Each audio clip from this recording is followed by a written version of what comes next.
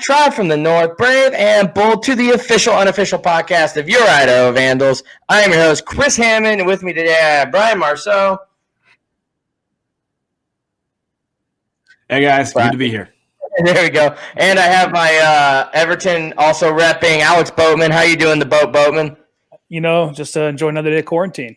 Yeah, it's been quite the quarantine. We had a very exciting day, which we'll all be talking about here a little bit shortly. This is our second time all hanging out today. So we'll get right into that. We want to thank our sponsors for the whole season, Montucky Cold Snack. This episode wouldn't be possible without them. Ad read, top of my head. Ain't nothing like cracking a Montucky Cold Snack, an ultra-refreshing light beer born in majestic Big Sky country. The best part is when you crack a snack, you're giving back. Montucky Cold Snacks donates 8% of profits back to local causes, even right here in Idaho, supporting organizations like the CW Hogs and the Idaho Food Bank. Yeehaw! That's frickin' awesome. Montucky Cold Snacks, a light American lager for pow-pow rippers, gator wranglers, pony riders, and badass do-gooders. Visit MontuckyColdSnacks.com today to find out how to get, yes, some snacks. All right, bar is open. Let's get into it. All right, Vandal fans. So we have one of the most electric personalities from the University of Idaho's history. We got Coach Robb Akey on the line with us. How you doing, Coach? Man, I'm doing well. How in the world are y'all doing today? Good. You know, we've been telling everybody they're gonna love this episode. So the way you think it. Yeah. So a lot of our listeners know we have a poll out right now, getting their opinions and thoughts on what we could do better as a podcast, what they want to hear from. And I covered with this on the phone with you, but you were the second most requested person behind Coach Nussmeier. So we figured we'd reach out to you, and you were gracious enough to have you on. And we appreciate that. And we're just going to run through some questions with you because you're just somebody the Vandals want to hear from. And something we thought that would be kind of fun to start off with is, you know, a lot of people might not know that you actually have some Big Sky roots playing at Weber State. So we were just kind of curious, you know, if you could kind of talk about your playing days at Weber State and then how you spent some time as a position coach there with Weber State and a couple of years with Northern Arizona, and any fun stories you might have on the other side of the ball against Idaho in your up and coming years. Well, man, I'm gonna tell you what, this is gonna go on for a little while now. If we're gonna open up deals, holy cow! No, there's I'm gonna tell you what, my whole career goes back to the Big Sky. I'm grateful for it. It was an opportunity to go play college football. You know, Coach Price recruited me over there to come to Weber and play. I went in my freshman year, was a tight end, switched over to the defensive side of the ball. Played there on my sophomore through my senior years, and I was glad that I did that. That was awesome, and that was you know, it was, like I said, there was a chain of everything that you know, up to today. So, for example, you know, Mike Price was the one that actually brought me up to the Palouse because he hired me at Washington State. That's how I ended up there. We had a great run between Washington State and University of Idaho. That was awesome. It was 14 years right there, and so that was cool. The defensive coordinator that I had played for is the guy that gave me my first NFL job, and that's Mike Zimmer, who's still the head coach of the Minnesota Vikings. And you know, and there were some other guys within that staff that I played for, and then later had the chance to coach with. So that was a pretty good run. Played there for 4 years, and we had you know, my senior year was the '87 season, and but we had a good little showdown with the mighty Vandals, as a matter of fact, because we both were getting after it and had a good thing going that season. And then it was actually our homecoming game. They came down and played us at Weber, and we lost the game by a field goal. We lost by 3. And so anyways, we finished up the regular season, and we're going to the playoffs. Idaho's going to the playoffs, and so they had it so. They ended up putting 2 Big Sky teams against each other. So we had to travel up to Moscow to play in the Dome against the mighty Vandals. And, you know, we lost by 3 at home, but I will have you know that I think we won by 33 in the Dome, in the playoffs, in the first round, and it was a hell of a deal. And that's pretty good dudes playing on that team. John Freeze was the quarterback. Matter of fact, I got to hit him in the back I think it was about the second play of the game, and the ball popped out. Our other defensive end got the ball, and we scored couple plays later and had a running back that had scored 6 touchdowns that day, and it was a lot of fun. And then that sent us off into the next round of the playoffs. So that was kind of a cool way. So I've had a lot of history with Idaho, and competed against them, and then obviously had the pride of being able to lead the program, and that was a pretty awesome deal. But we had a lot of fun times when I was at Weber and in the Big Sky Conference. And matter of fact, that has a lot to do with why I'm here at Central Michigan today, and why I was at the University of Florida. Jim McElwain, who's our head coach here, was head coach down in Florida that I went to work for. Was he was at Eastern Washington. And had played, he was a quarterback there and then coached there. And even before they were in the Big Sky, they were trying to get into the Big Sky. Mm-hmm. But anyways, that was where our friendship developed, when I was coaching at Weber and he was coaching at Eastern Washington.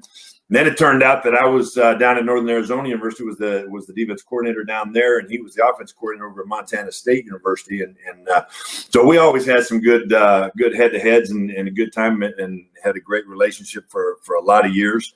And, so that's scratching just the surface there on some of the Big Sky stuff, if you want me to hit it like that. We had a lot of fun, a lot of good times, and there were a lot of real good Vandal teams over those years, Coach Erickson and Coach Gilbertson and Coach Smith and those guys, those were the guys that I remember when I was young and competing in the Big Sky. So, Coach, so our next question, we're going to go back to between 2006, 2007, should be the time you signed on to be head coach at University of Idaho.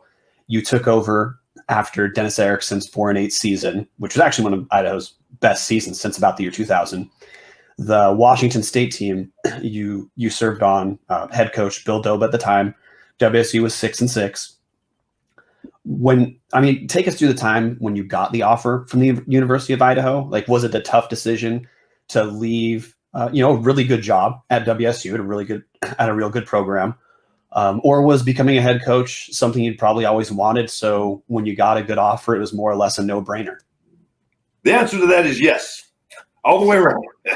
So, yeah, I had a lot of goals, and I wanted to be a head football coach, and I wanted to be a young head football coach, and I wanted it also to be at a place where you had an opportunity to make some things happen, and we had a great run, great time at Washington State, and had, like you had just mentioned, we finished that season 6-6, bowl eligible, but we didn't get the bowl. We were a little irritated about that, but it was, earlier, a couple of years prior to that, we had just come off of a 3-year run of 10-win seasons, and we won the Sun Bowl, played in the Rose Bowl, beat Texas in the Holiday Bowl, won the Pac-10 championship. Was able to have an Outland Trophy player, Ryan Long, won Outland Trophy-wise, playing for me there. I had the opportunity to go from being the defense line coach to being the defense coordinator and do a lot of things, and I did want to be head coach, and had actually been contacted after our the 03 season when we played. We beat Texas in the Holiday Bowl. Idaho had hired a headhunter to help him with the search, and he had contacted me. I'd never recruited in Southern California. I come out, I had this message on my phone. I thought, man, this is a name I ought to know, and I wasn't sure who it was, and anyways, long story short, comes out to be, he was the headhunter that was getting the whole thing figured out for him, and so he left a message, wanted to know if I'd had. So they'd asked him to contact me, would I have any interest in the job? I think that was when they ran Tom Cable out of there, and I was driving down the freeway, and I was in between a couple stops there, and I got to thinking, and I talked to a few folks, and I called, it was Chuck Ninus, he was the headhunter, and he's put a lot of people in a lot of positions, and I called him back, and because what concerned me at that point in time, I think it was in the, they're trying to make it go Division I, and some of the stuff hadn't been done with the facilities. There was nobody sitting in the athletic director chair. I don't think there was a president at the time. I may be mistaken on that, but it was it wasn't stable, whichever way you want to look at it. And the big thing to me was, not being they were in the Sun Belt Conference at that point in time. And I thought that made life awful hard. And there was rumors they were trying to get into the WAC, and I had communicated with some, different people that had some information. I called this guy back. I said, hey, could you talk to me about it a little bit? And I had a few questions for him. And at that point in time, I said, well, I tell you what, I politely decline. I think we got a pretty good thing going here. I mean, we're on this run, and we'd like to see what we can do to keep it going. And so, anyways, that was them. Well, then they were able to get the get things situated, and they got into the WAC, and and then they had a couple changes, and then Coach Erickson had the opportunity to go down to Arizona State, and so we had just finished our season, and there was, matter of fact, it was Sunday. I was at the office getting ready to go out. I was going to the airport to go recruiting, and had a message from the guy that was the AD over there, and wanted to know if I'd have interest in the position. They needed a head football coach. Coach Erickson was leaving, and so it was more intriguing to me at that point in time. I felt like Washington State in the Pac-10, Idaho in the WAC.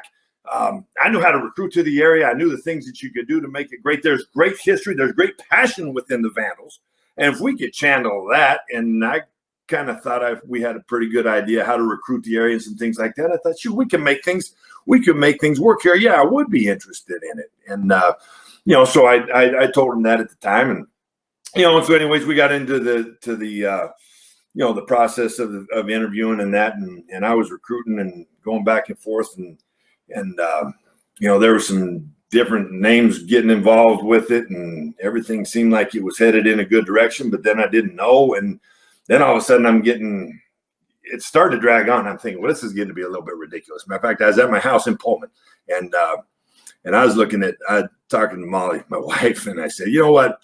I said, I don't want to be a head coach, but I said, this is ridiculous. And if they can't make up their mind, then goddamn it, we're done. And I was walking across the living room over to the phone. Those are the old days you used to have a phone that actually sat in your house, okay?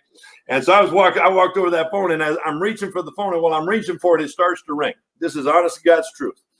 It starts to ring, and I pick up the phone, and it was it was the AD over there calling to offer me the job. So I guess in my mind, well, shit, that was a pretty good deal. It was meant to be, and yes, I did want to be the head coach, and that was the deal. And we had been, another thing that had kind of driven me into that. It was Thanksgiving weekend, as a matter of fact, and my sons Jack and Daniel and I came over to the Dome, and we went in and watched the Vandals play. I think it was San Jose State. Dick Tomey was the coach at San Jose. They were on like a 9 or 10 win season that year. Went to a bowl game, and I remember that was a close game. And Idaho, what you guys said, 4 wins. I think they had that year, right? Yeah. Is what you told me. Yeah. And I thought, well, I mean, they're competitive. These guys won 9 or 10. The only disappointment, there wasn't anybody in the Dome that day. It was, it was pretty, not a lot of fans, but it was also Thanksgiving weekend and some things like that. And I thought, so that kind of made me think that we could maybe build a little something there too. Because if you could be that close with a team that has gotten it swung, because San Jose had their issues prior anyways, you kind of kept track of all this stuff. And if that could be the case, I mean, either team could have won that game is my point. They're going to a bowl. These guys weren't. Well, why couldn't we do that? And if we can get it going, we could get the Dome to be a loud and obnoxious place that makes it hard for people to want to come and play at. And I thought, shoot, that could be kind of fun. So those were some of the things that factored into it in the timeline. And I do remember the conversation, so I accepted the job there over the phone, went over to go, take care of, I guess, some contract stuff, whatever. And talking to President White, he called me on the phone, and he was on his way to Italy. So he said, unless I said, well, I'd rather do this in person. He said, well, I would too, but unless you're coming to Italy with me and we're going to make our first road trip together, I think we'll just have to go to the phone. I said, well, I could do that. So it worked out that way, and we kind of hit the floor running and got started. Yeah, awesome, Coach. And the next question for you, talking about those first couple of years, you come off that, Idaho comes off that 4-win season in 2006, and then the next 2 years, our combined records 3-31. How tough was it trying to build your brand of football and then also try to get the people excited back again in the Dome? Well, one of maybe the hardest thing to do is teach someone to win, a group of people to win, and it's and it wasn't because there weren't a bunch of good dudes. I think when we were first there were some guys that had been a little complacent, and and everybody used to say that I blame that on Erickson. I never ever did. I mean, he's like the godfather of Vandal football. I mean, you don't say bad things about Coach Erickson. I never would have. Matter of fact, the fact that he kind of got them going with some of the issues they were dealing with, I thought was, to me, was pretty impressive. I think the toughest thing was the fact that I was the fourth guy in a matter of how many years? 5. Yeah. So I'm the fourth. There's the fourth dad sitting in the living room, right? In a matter of 5 years. And so, I mean, these guys had good things that they were going to do, and they were doing. And hell, Coach Erickson never even got a chance to recruit a class there. He came in after they had already been done, and he was gone before he got a chance to sign one. He was, taking care of things. And there were some changes that he was going to make. There were some changes probably some other guys would have made, but they weren't there to do it. And so, you know how it is. I mean, if you leave the teenagers at the house long enough, if you're not there, then something stupid's going to happen, be it good or bad, whatever. And so, they just had kind of gotten away with some things because I think leadership had changed. And so, anyways, that was we kind of said it. So you got one chance to make a first impression of how you want things to be able to be. And so we tried to establish that our first spring there together in a mindset that, hey, we're going to win, but we're going to do it the right way. And, people are going to be proud of the way that we were going to go about doing our deal. And it was going to be, it was going to be something that, everybody was going to be proud about you when your name ran across the bottom line or your name was brought up or the Vandal football team was brought up. That was the way our approach was. And it meant a lot to us to do it with character. And so we set about it that way. Some guys weren't around started out with us, but we got built with the guys that wanted to be a part of it. And so now you're recruiting to a team that hasn't had some success. You're selling them on, you got to have faith. And so that was what a lot of was getting done to help build some of the recruiting classes and whatnot. And, you got a fan base that's sitting there saying, okay, yeah, we got a lot of faith, but Coach, we like to see something. And I get that too. Everybody wants to win. So that's what, but the thing is that it's easy for everybody else to sit out there. There's your armchair quarterbacks and that they could be alumni and they can love their team, but they've got other things they do. It's our livelihood. It's those players. It's their livelihood. It is their name. That on the helmet, on the jersey, on both sides of the jersey, that's their name. The university is and the school is. So it means a lot. And so we had to go through some things, and the thing that told me we're going to have a chance. Our guys stayed together, and they kept working, and they got stronger, and they believed in each other, and they believed in the process, and we kept working the process, and and then we got it to the point where it started to be rewarded for it, and we got some guys in that could help, and some guys started getting, they were able to run the same offense and the same defense for at least 2-3 years in a row, so that helped a little bit, and but you could tell they started believing each other because that season that when our third season was when we got to the bowl, and that swung it, and there were some close had to finish games in that season to be able to make that happen. So that tells you that they believed in one another and they believed the way that things were going. So yeah, there was a lot of work that went into it. There was a lot of pride. Yeah. So in your third season, that's the 2009 season, which part of the reason I think a lot of this has come up is with everything going on in the world, we kind of started a rewatchable series and started to realize how much people loved that 2009 team, like the Colorado State game, obviously the bowl game. And you had a lot of other ones along the way. I remember tuning into the first game against Mexico State where Comar had some clutch plays there. And I guess, I remember reading stories that you had the team start eating out of bowls to get them in the mindset of we're going to a bowl this year. Can you kind of cover, like you talked about, you had 2 years of building it, and that third year it kind of came to fruition. What are kind of some of the moments and memories from 2009, and what do you think really clicked? Was it just the team finally being together for 3 years, or was there something else kind of going on? We had to grow into it. There's no doubt we had to grow into it. And there were guys that, we had to get some pieces for the puzzle to help make it work, and so I think that was important. But a lot of it is a mindset, man. And when you expect to win, you find a way to make those things happen. And when you have not been winning and when everybody wants to tell you how bad you are, then you find ways to save face and that doesn't enable you to win. Does that make sense? Mm-hmm. What I'm saying?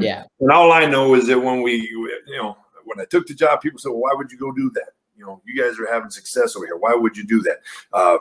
If you read the polls and that kind of stuff at the beginning, I mean, we were picked to be dead last in about everything. I'm still pretty sure. And so everybody's just telling you how bad you are. And we're sitting there trying to say, you know what, fellas, we ain't. Okay. And so we needed to believe in each other. We needed to believe in what was going to happen. And we had to build off of the things that were, the growing points and the things that were different. And it's not hard. It's not easy to find a lot of, on the outside, the outside world ain't going to give you a whole lot of positivity coming off of what we win 3 games in those first 2 seasons. And, they're just doing this and they want you to be doing this with each other. And so we had to get stronger. We had to come together and we had to do those things. And so that first team meeting that we had, the first meal when everybody reported official for camp, guys did a better job of staying around that summer. Guys were, working their tails off. And so when the camp was official and reported, we have a nice dinner for them that night. And so we did make sure that, and I had to go down there and I had my operations guy go through it. I said, you make sure there ain't a damn plate in the place now. These guys, they're eating nice steak dinner and whatever, all the fixings go along with it and all that. But there wasn't going to be anything to eat out of a bowl. I wanted them thinking about a bowl. That's what it was going to be. And, get it in your mind right now. It's time. And the outside world really don't matter. Okay. What matters is us here together. And so just get, maybe as a corny little deal, I don't know, but it was a mindset. And we were going to make sure that we delivered that mindset to each other. And we went to work. And then it kind of, there were some things that, rung with that a little bit that year. I remember we were getting ready to go. We're going down to play San Jose State, okay, on the road down in California. And, we got whatever our airline is. We had to fly out of Lewiston, right? This was in the days they wouldn't let you take off at Pullman. And so we had to go down to Lewiston to get the plane to fly out of there. And so we have our team meeting, then we put everybody on the bus. We roll down to the airport and we go off and we play who it is that we're going to play. Well, everything was cool. And my operations guys, he goes down to the airport, so everything's ready. So he's there waiting for us when we get there. Well, anyways, make a long story short, as soon as we get to about it would have been not even the Genesee yet. Okay, my phone rings and it's my guy. And he says, hey, Akes, the plane is going to be late getting into Lewiston. I thought it was already there, but it wasn't. It dropped somebody else on the way to come and get us, and it was going to be a while. And that was shit. We're gone too far to turn around and go back. And I damn sure didn't want them sitting in the buses for 2 hours or whatever it was going to be. And you don't want to go hang out. The Lewiston Airport is beautiful, but it's not real spacious. Hang out in there. So anyways, we kept ourselves going down the hill. I said, hey, there's a little joint. If you go down the street and roll in there, and right down the street, if you stay up high there from the airport, is a bowling alley. And so got it all set up. They only had a few people in there and said, hey, we'd like to bring the football team in here to bowl. And they said, great. So the buses just diverted, and we rolled over there. We pulled in. We went in and said, hey, fellas, the plane's going to be a couple minutes. We're going to bowl at the end of the season. So on the way to getting ourselves to bowling, why don't we bowl a few lines? And we rolled it out that way. Just want to put it in their heads again. And because I'm pretty sure that San Jose game had something to do with can't remember if that was the magic number or not, but it was right in that mix. I don't know if we had made the magic number yet or if that was going to be it. Doesn't matter, but it fell into that theme. Okay. And so there were different things along those lines that we kind of, you paid attention to, but that was one of the funny stories that I do remember in the process of doing it. And we had a pretty good thing going. And there was, guys started believing each other. I think when, opened the season with the win, that was a good one. Then I think we had to go over to Seattle after that. That was a tough one to go play. And, Seattle, the Huskies, were they ranked at that time, or was that when they were still down? That's when they were down, but I think they had Jake Locker still a quarterback. So they were still. Yeah, they finished 5-7 that season. 4-5 in Pac-10. So they weren't bad. They're an average Pac-12 team that year. Yeah, but they're Huskies anyway. So exactly. I was thinking easy on that, boys. Easy on that. All right, that's my employer right That's now. Right. That's right. That's where I work at right now, Coach. I work in the athletic department at UW. Well, you're being charitable for them. That's good. Got to bring a Vandal in to get it running right. Exactly. I noticed you. That's exactly right. And you wear. I wouldn't wear that stuff out in public either.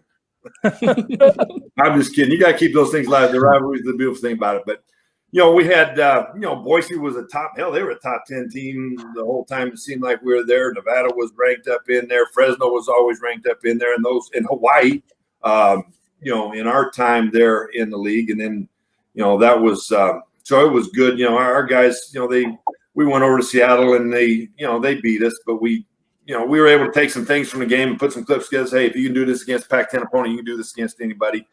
And we kind of, got that rolling a little bit. And then I think when I can't remember which one came first, but there was a road trip to Northern Illinois that winning on the road, a hard-fought game against a bowl team, and they were a bowl team the year before.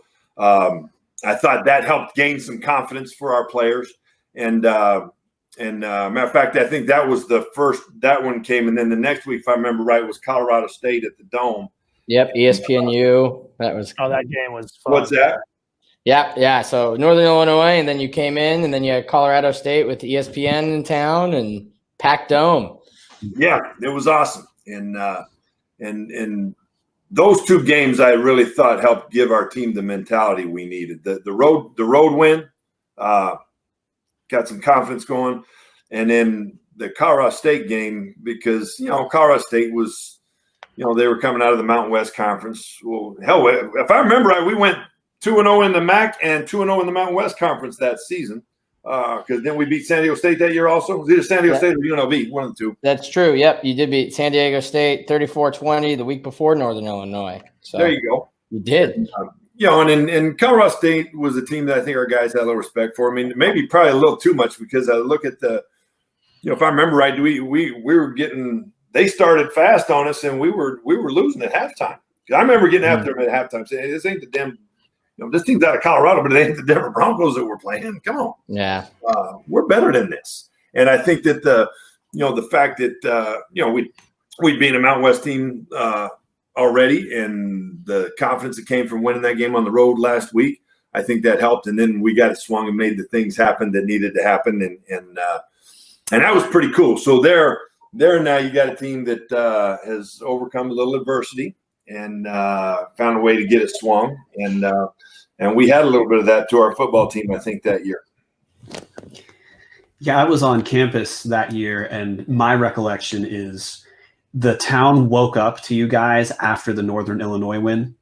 And like, if you look at attendance figures, it appears to match that. But that was just my experience as a student, is hearing about the big road win. We're 3-1 at the time. That was when people said, okay, something could happen this year. And relating to that, so we're going to jump to the Humanitarian Bowl, one of the all-time Vandal games. People like us, I watched the game live, and we've also rewatched it for the podcast. I'm curious, it was just on ESPN. Yeah. As a matter of fact, it was I was getting my green egg fired up, and I get this text, and it was from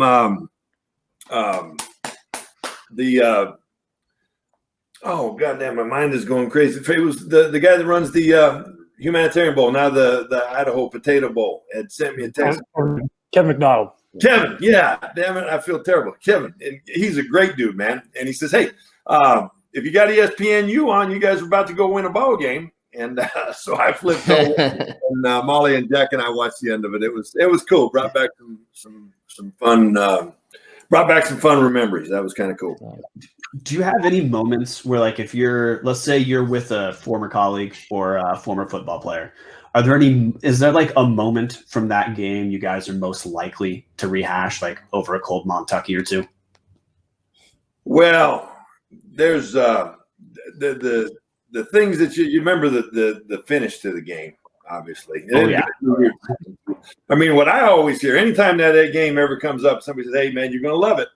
And so for me, running my mouth at halftime, and I didn't even realize it at the time. In fact, it was kind of funny. We were all excited. We'd won a game, and I think we were on the plane or getting ready to come back to Moscow, whatever, and I had all these text messages and voice messages. So that was cool. A lot of people were fired up for us, and they kept saying, hey, man, I loved what you said thinking, what did I say? And I thought, oh man, that's gonna get me in trouble. I didn't know what it was.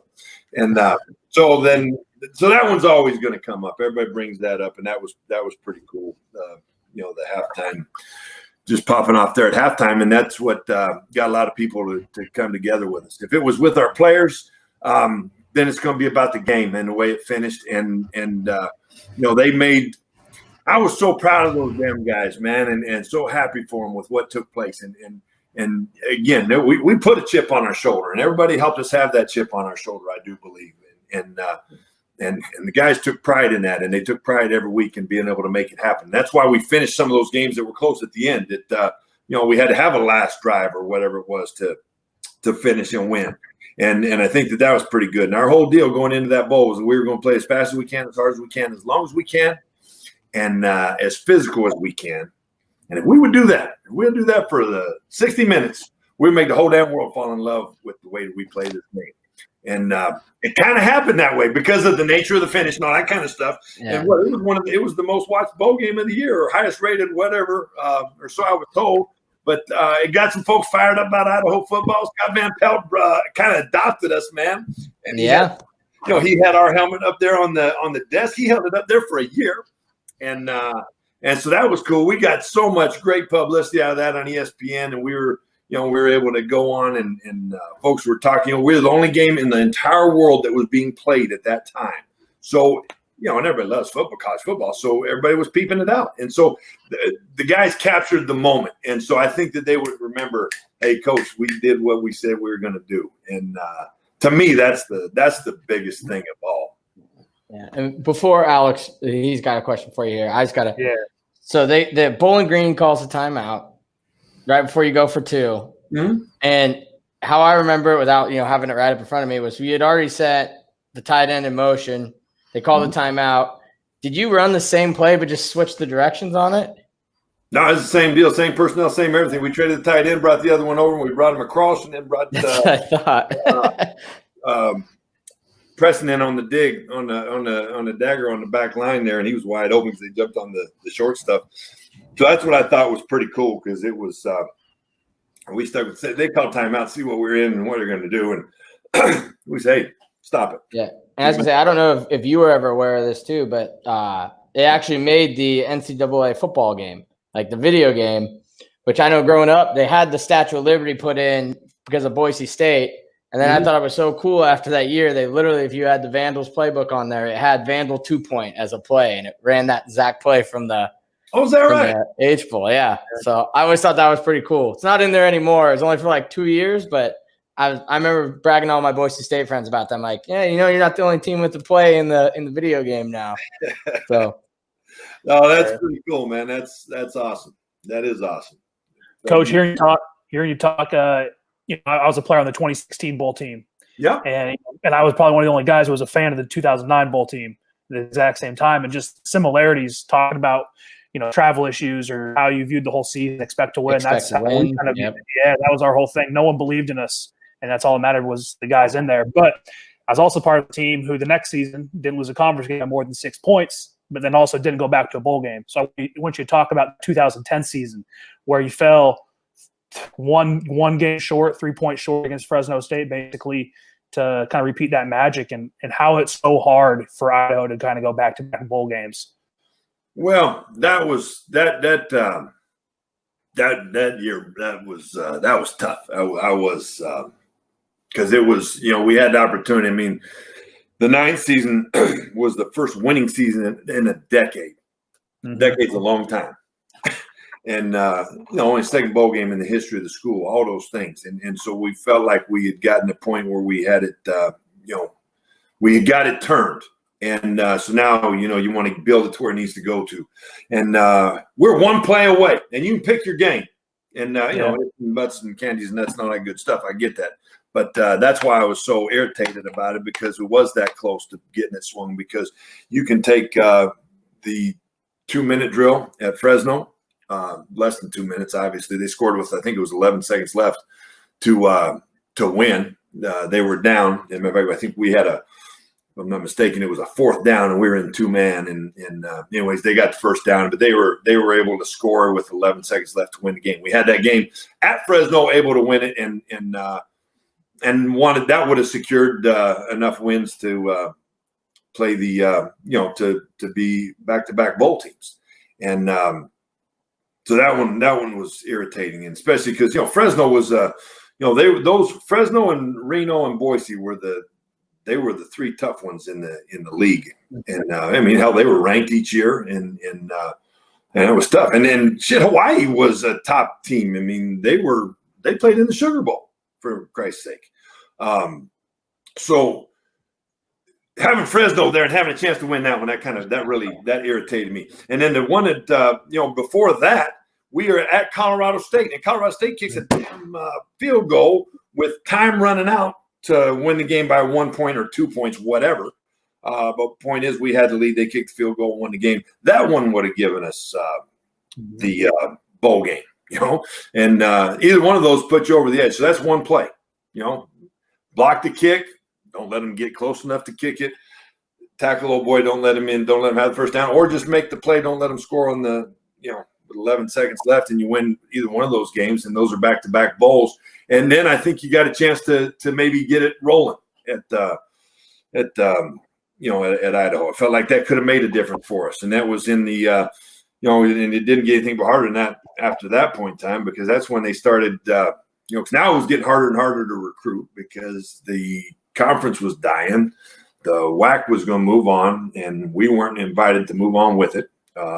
Boise was leaving, Fresno was leaving, Hawaii was leaving.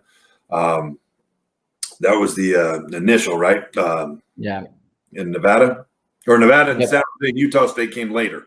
But anyways, that was out there. And so the WAC, ESPN, so if the WAC's going to be done, the ESPN's going to be done. If the ESPN's done, well, that ESPN money's going to be done. And, we were relying on that to help fund the program.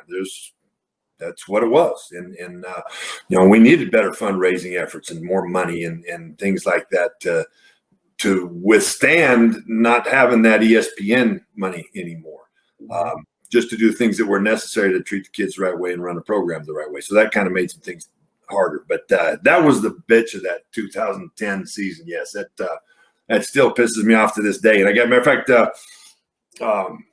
one of the guys on our linebacker coach here, Tim Skipper, his brother coached running backs at Washington State when I was over there, and Tim was our linebacker coach at Florida, and he's coaching linebackers for me here at Central, and he was on that 2009 on that Fresno staff. He had played there, and years before, but they were. He said, man, we were worried about that game, and Fresno had been a strong team, but they were worried about coming and playing, especially when they had to play it up there at the Dome. And so, and I had a lot of respect for Coach Hill and what he'd done there. He'd done a great job with their program, and it was always going to be a physical game, and football was going to be played the way it should be played. I respected that a lot. So I really wanted to win that one too. But that was real quick follow-up question. Could have got us over the edge, and we didn't get it done. Real quick follow-up question. You were the last coach to coach against Boise State. Idaho now hasn't played Boise State for 10 years. I remember that game. It was a Friday night in the Dome. It wasn't a close one, but I don't think I've seen the Dome that full in a long time. People were standing in the alleys to get into that. It was like 18,000 people in a 15,000 seat stadium. What do you miss about playing Boise State? Even though, we never came out on the right side, what do you kind of miss about that rivalry? I should have pulled a Corso. Didn't we score first? Daniel Hardy caught a bootleg and rolled off. Old boy ran and scored a touchdown on the first possession of the game, right? I think that was 08, wasn't it? That was 10. Was it 10? It was 10 in Boise at Idaho. I remember that. Yeah, I remember it was at the Dome. I remember that. I was thinking it was that one. I don't know. They kind of run together a little bit. Yeah. But, should have pulled a Corso like he did in Indiana. Called timeout, went out and took a picture because we could never get any closer than that. And that's that's one of the things that I hated that about our time there, because to me, two of the great things about college football are the bowl games and the rivalries. And back in the day, the Idaho Boise game, was a hell of a rivalry. They were $102 pistol when we came into to Idaho, and we didn't make it a game.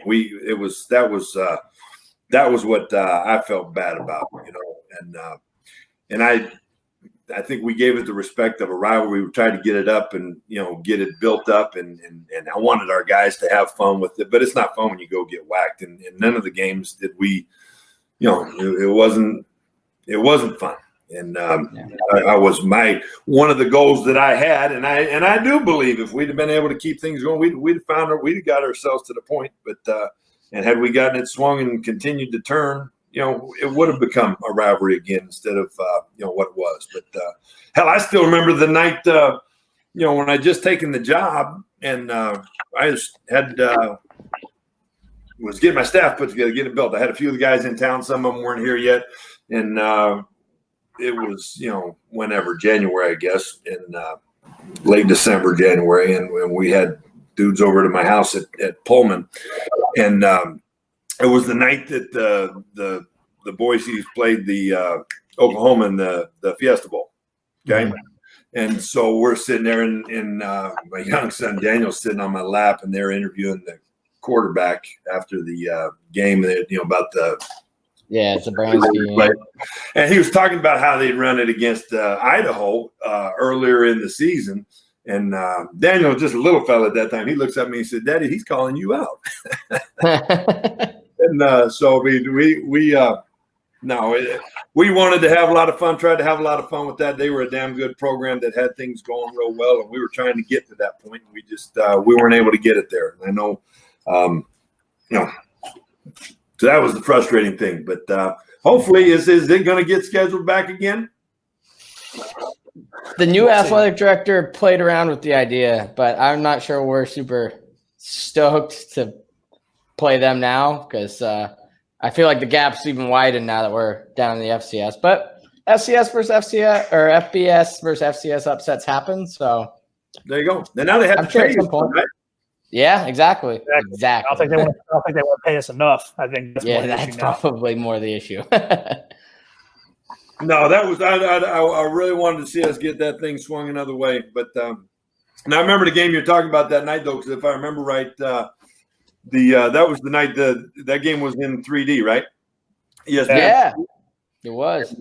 So I remember the day before we'd done our walkthrough, and the guy says, "Hey, coach," I was being a smartass. I said, "So hey, we're going to play this game in 3D." I thought this was going to be the next big thing coming. I said, but I asked him, I said, "Do I have to wear those funny glasses when we coach it?" He said, "No, just when you watch it." And so anyways, long story short, he took me out in the truck and the boys were at the walkthrough. So they come out there with me and they were showing me what it looked like because they'd been like at Virginia Tech somewhere was one of the games they'd done earlier. And so I'm sitting there in their truck and they're showing the highlight deal and had the glasses on. And I remember they're showing Virginia Tech coming out of the tunnel and doing this, trying to get the smoke to move out of the way. I thought, man, this is going to be cool. It's going to be awesome. And anyways, then you fast forward a few years, and this was 17 in preseason. I was down in Florida, and we had it was the day the rookies were all coming to camp. We're getting ready to start training camp, and one of the guys comes over, says, "Hey, could you come over and say hi?" And the guy that was running the truck that ran the show for ESPN, the 3D deal, had adopted TJ Slayton, who was going to play for me, was a freshman coming in, was going to play for us, and he remembered that day. And when I was walking by, he said, "Isn't that Coach Akey?" So it was two worlds went a long ways to run into each other again down there. That's funny.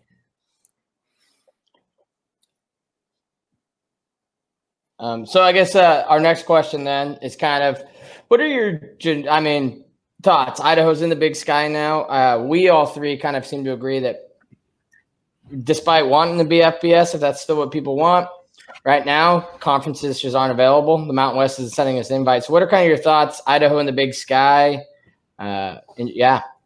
Pretty simple. That's where they're at. So they got to approach it. Hey, we're back home and let's go win the damn thing. That's what's got to be done. And I know that nobody ever wants to go backwards, but that was what happened, and it was because people couldn't get us an invitation to the next step, to the party, to the prom, whatever you want to call it. That didn't get to take place. So, in my opinion, it's a hell of a lot better than even being in the Sun Belt, because, like I told you, when they first how are you going to recruit West Coast guys and play in a conference that's all the way on the other side of the country, And those people aren't going to travel up there. They don't give a damn about the game. Your fans don't give a damn about the game. You're going to recruit on the West Coast kids. Their families can't go watch their kids play. The closest trip they're going to have to watch their son play is going to be at the University of Idaho. And if you're recruiting guys out of, the kids who are in the Northwest, they get to see the home games. That's great. The kids along the West Coast, it's a trip for them to get up for that one either. So when they could play at the people you're recruiting against, like Fresno and Nevadas and UNLVs and people like that, you understand what I'm saying? I mean, so now that gets stacked even harder to recruit. So I think that makes that awful tough. The fact that there needed to be a commitment made to make things be better. There were, while we were there, Big Sky programs that were being funded better than what we were, especially after the ESPN contract died. There were conversations that we had. So, I mean, there was a lot of smoke and mirrors getting done to try to get it to the point that it needed to get to. So, the kids are the ones that get hurt by that. So, at some point in time, you got to say, hey, we got to do what's best for everybody here. And I think that's what they ended up doing. And I know a lot of boosters didn't want to do it. I know when I was the head coach, I didn't want to be, I wanted to be the head coach there, the Vandals. I wanted to be the head coach and build this thing to what we were trying to get done and get our next bowl game and do those things. I didn't want to go back and do it at the Big Sky, but they didn't have to have me be their head coach either. It was what needed to be best for the school. So to me, that's why it is where it is, and that's where it ended up. And it needs to get embraced and just go win the damn thing. And I thought I thought that might be, it'd be pretty tough for everybody to deal with them when they first came in. But I noticed that the old alma mater is still doing pretty good in the Big. They're running in there, and what Eastern's doing pretty good over there still too, right? The East. Yeah. And Montana's kind of having a resurrection right now. So we picked a bad time to go back to the Big Sky because everybody else seemed to get really good the last 3 years. So, but it makes it fun. They call them games for a reason, and you guys can get that to get going again. But no, it's interesting to see some of those things. Remember, Etienne was my defensive line coach. He's the defense coordinator over there at Eastern Washington, and so I was happy to see him having some of that success. Kreiner, my old DC, his son is playing safety for him over there, and so no, we still keep track of the old keep track of the Sky. Yeah, that's awesome. And Coach, we know we're approaching the end of your time for the interview, so we want to make sure you had a chance to let everyone know how are things going in Central Michigan. Well, I tell you what, man, we're off to a great start. And, we came in here, it was, we rolled in here. So we've been here for 1 year. And the year before we came in here, they won one game.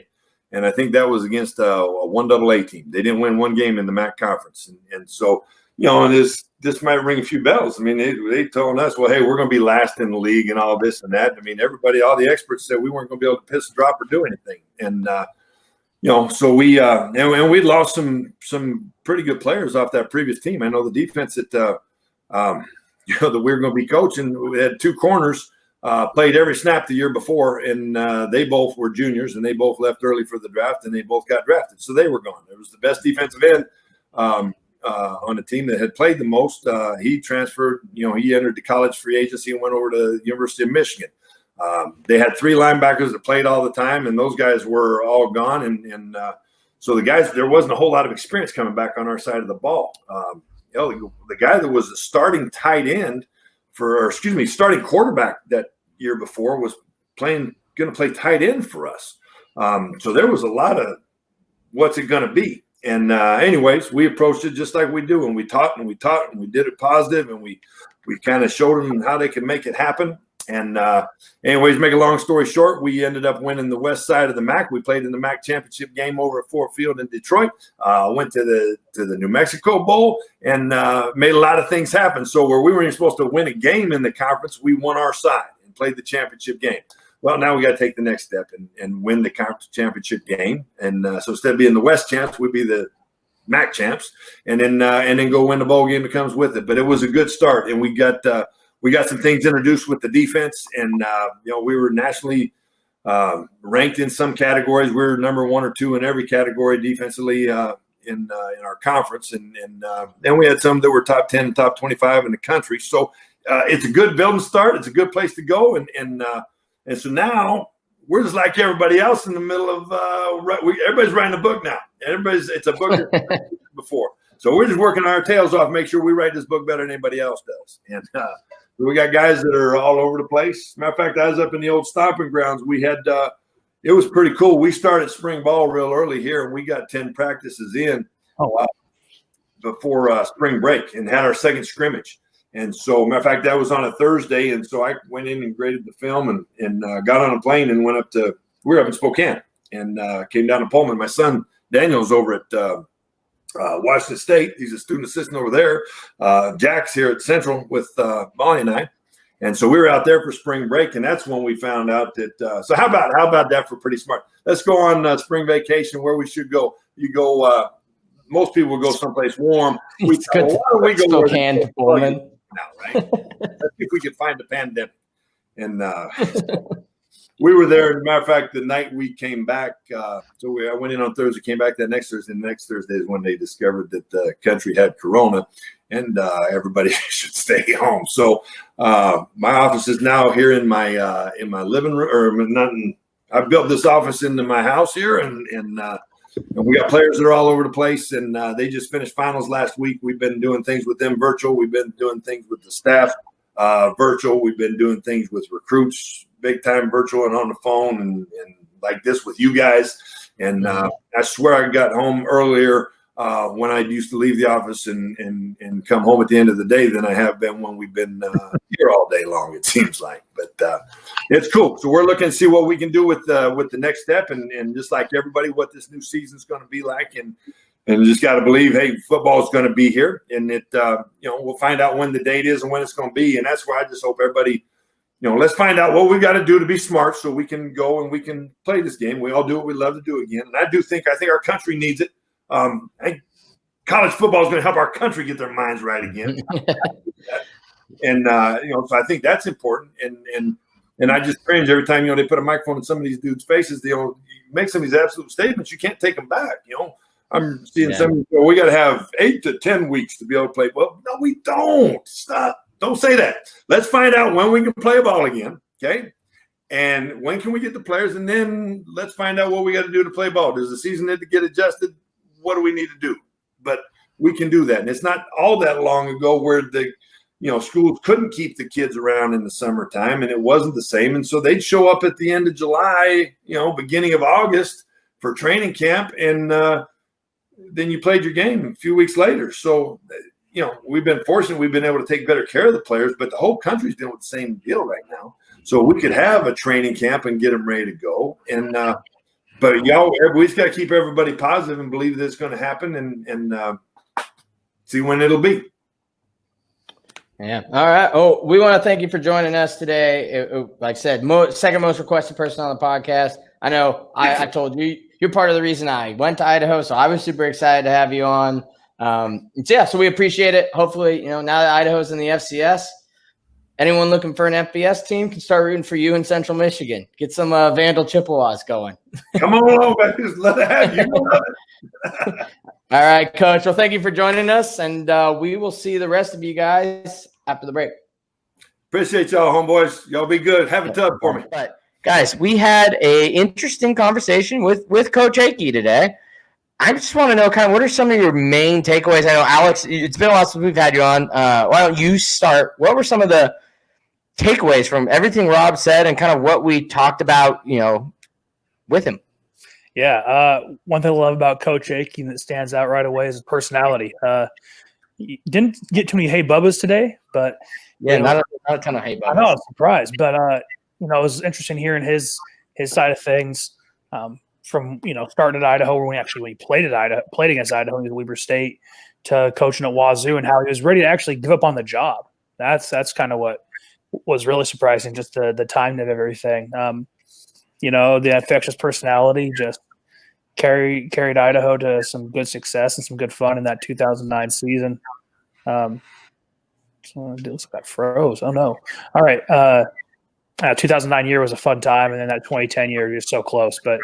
Spent a lot of time with my early teen years in the Dome with Akey as the coach, and and after seeing a lot of him, and then being coached by Coach Petrino, it's interesting seeing the two different sides to how they kind of operate. But sometimes there were some really big similarities that I saw from that 2009 year to our 2016 year. Yeah, Brian, any major takeaways for you? My takeaways from Rob, it's similar to like my takeaways from Mahmoud, which is I like when we get people who can just kind of tell, the story of whatever the other topic happens to be, because we learned some stuff it just wouldn't occur to me to even ask about. For example, when I asked the question about him taking the job at Idaho, was it a tough decision? Was it a no-brainer? How was that? And, he talked about how this was actually kind of the second time he'd fielded interest from the University of Idaho about a head coaching position. And the first time he said, essentially because the athletic department did not have the stability he would want, he said no, part of why that's interesting is because, as fans, when we talk about, things like conference alignment, things like, where Idaho might play now versus in a few years, it's interesting to hear how that does impact things like personnel decisions, as in who's willing to, what interests a person to come take the job, and what might make people say, hey, I'm going to pass. Because some of the stuff that you might speculate about moving from conference to conference, it appears like it actually does matter. And we didn't go into that interview expecting he was going to be going into something like that. Yeah, I think you nailed it. And I'm curious, Alex, kind of your point of view on this, because one of the interesting points I agree with Brian was I know you've been on the show before and talked about, and I've brought it up with people who talk about Idaho and the Sun Belt. You said that being in the Sun Belt wasn't actually that bad as a player. And I started to I see your point. You're traveling anyways. At some point, a 9-hour bus ride is the same as a 9-hour flight. But I guess thinking of it from how he brought it up in that perspective of not taking the job the first time around, because recruiting. I mean, I know you've been a lifelong Vandal, but I when he was talking about that, I kept flashing back to. I didn't want to interject when he was talking, but it might explain a little bit of why Paul Petrino had such a Southern strategy when he was recruiting. Is what Akey talked about with when I'm trying to recruit kids from California, it's easy to sell them on, well, you can go see your kid at San Jose State or Fresno State, or even drive over to Reno, depending on where you're at. And there was games that were close, where I think that makes sense now when you're looking at the Florida, Mississippi's, Alabama's. When we're getting kids like that now, it's well, yeah, when we're playing UL Monroe and Troy, USA, it kind of makes more sense that we were recruiting kind of down in the South. Where before, why aren't we recruiting Northwest kids? It's because it's easier to recruit when you can sell that you're going to get to watch your kids now, because now it's the only time you can watch your kids if you make it out to Moscow. So I thought that was unique hearing it from the coach's perspective, because when you brought up the Sun Belt thing, I totally agreed. I was yeah, it makes sense. I'd rather be on a 5-hour flight than a 5-hour bus ride. That total sense. I can do more on a plane than I can sitting cramped in a bus seat. But then hearing the coaching side of it, it's a different side of the coin. Yeah, I think it kind of explains a lot of Coach Petrino's decision-making and recruiting since he first stepped on campus. So when we travel as players, we get 2 tickets. You get 2 free tickets as a player to every away game. And I had family in the South where my parents would go. I would say most times we were down there, every game was – you couldn't come by 2 tickets from the 60 guys traveling. It was – all 120 tickets or so would be taken up because of the amount of people that were from the South on the team. And, we recruited to where we were playing at the time, and it paid off for us. And, to win that bowl game in 16 and be competitive in 17 and 15. Props to Coach Petrino, understanding on where we were playing our games and how to attack that base, and also hiring coaches that had a history recruiting in the South. And then you saw a complete shift on our recruiting strategy when we did the Big Sky. We spend a lot more time in Arizona now recruiting than we ever did when we were in the Sun Belt. I noticed that right away.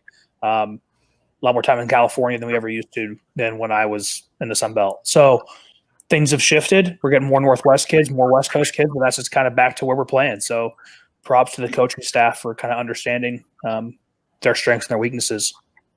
Yeah, and I agree. It was really cool to hear Akey talk about that 09 bowl game, specifically for me, because I brought it up to him when he was kind of asking, like, no offense, but he's like, I'm curious why are you guys interested in having me on? Because obviously, as we know, it didn't work out. He ended up having to move on, but it's like, because you were, and how I introduced him, you were a very electric personality. Like, as a Vandal, like, I think every Vandal rooted for you to pull this off. And I told him that, like, me, a student in 09 in high school in Boise, I went to that 09 Humanitarian Bowl, and them going for 2 and my dad wanting to leave and me convincing him to stay is what drove me to go to Idaho over Washington State.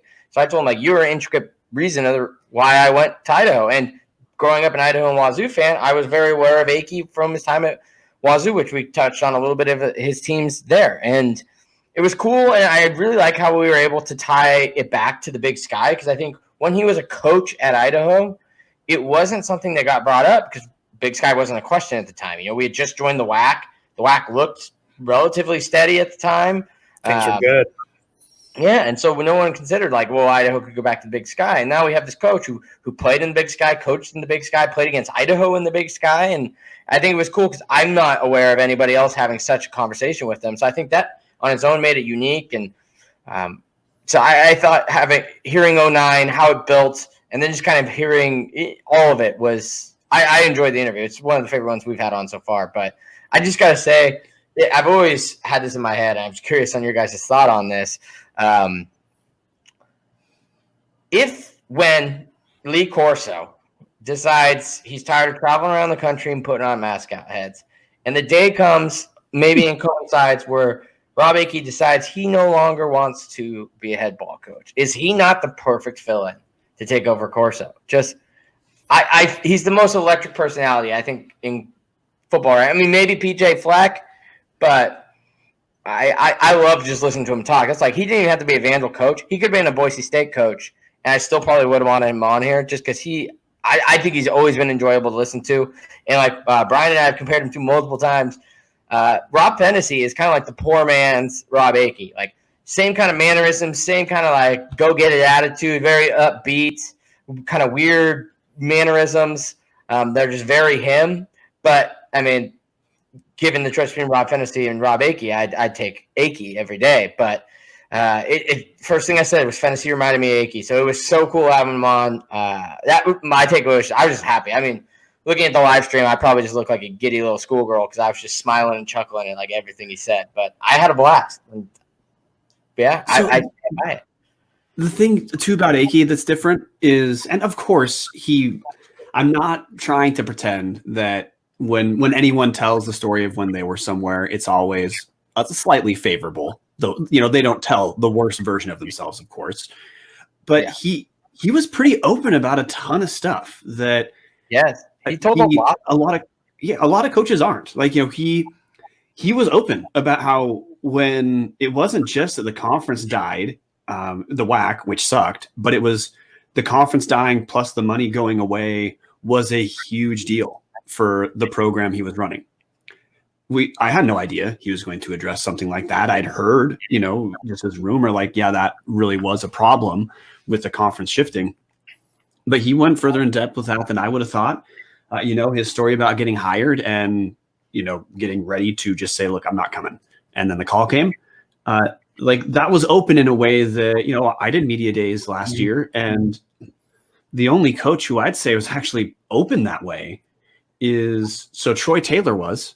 But that's also because Troy Taylor was pretty damn relaxed and doesn't seem to really give a shit.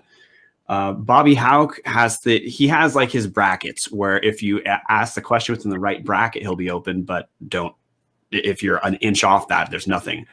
But Robb Akey, I didn't feel like I had to try to interpret all the stuff he was saying and think about how to perfectly word this question. He just talks. Yeah, there was no framing questions. It was talk about this. He's a straight shooter. Comes at you. No BS. Talked about was tell us about your time at Weber State. And he's like, oh man, all right, how long do you want this to be? And it's like just like that. You could just give him an in and he'll take the mile. And we wanted him to take the mile. So right. I mean, I was happy with it. Sorry, Alex. So I want to go ahead, back one thing too. And this is just, Chris, I'm relating to the question, the Robb Akey question, hey, why have me on? I don't know a ton of examples of fan bases where there's a decision made to fire a coach, but the fan base years later still has a mostly positive view on the guy. Yeah. Like we've talked about Tom Cable, and there's a large Vandal contingency that is, let's just say, not pro Cable. Mm-hmm. He's an example of a guy who's fired. Now, Dennis Erickson leaves on his own. That's different. We fired Akey, and I think a lot of people, I'm one of these people, I really wish it would have worked out differently. I don't have lingering antagonism towards Robb Akey. I just wish it would have ended better. Yeah, and I think if you're a Central Michigan recruit, like I doubt any of them listen to this, maybe, but I can tell you as a fan of a team that did fire him, love him. Like there's nothing about him I didn't love, and I think some things didn't shake his way, like we brought up. The conference started to fall apart. It was hard to win at that time. Like there was so much uncertainty, and it was his first time coaching. So as a head coach, so I wouldn't be surprised if in a couple of years he has another head gig. He spent the time with the Redskins, with the Minnesota Vikings. I mean, he's made his rounds around the country, Florida. So I mean, he's been Power 5, NFL, Group of 5, FCS.